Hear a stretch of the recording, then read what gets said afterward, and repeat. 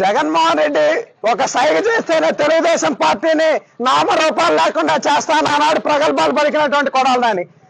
గతంలో గుడివాడలో క్యాసినో పెడితే తెలుగుదేశం పార్టీ నాయకులు నిజ నిర్ధారణకు వస్తే మీరు నా బొచ్చు కూడా ఇంటికి ఇప్పొక్క కూడా పీకలేరు అని చిటికిలేని చూపించి మరి మాట్లాడినటువంటి కొడాలని ఈరోజు ఏ దద్దమ్మల లోకములు లాక్కున్నావుంటాయా? సిగ్గుండాలని బతుకి ఇప్పటికైనా అర్థం చేసుకో. అధికారం లేకపోతే పోలీసులు లేకపోతే నీ కుక్క బతుకు. ప్రతిపక్షంలో ఉన్నప్పుడు కొడాలని ఇప్పుడు ఏం మాట్లాడలా.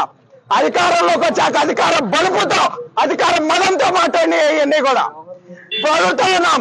2021లో కొడాలని సవాల్ ఇస్తున్నాడు. తెలుగుదేశం పార్టీ అధికారంలోకి వచ్చి చంద్రబాబు గారు ముఖ్యమంత్రి అయితే రాజకీయ సన్యాసం తీసుకుంటా అన్నాడు. ఈరోజు అడుగుతా ఉన్నాం కొడాలని రాజకీయ సన్యాసం తీసుకోవడానికి రెడీగా ఉన్నామని అడుగుతా ఉన్నాం. ఇంట్లో దాక్కున్నాడు పిరిగిపోతే దాక్కున్నట్టు.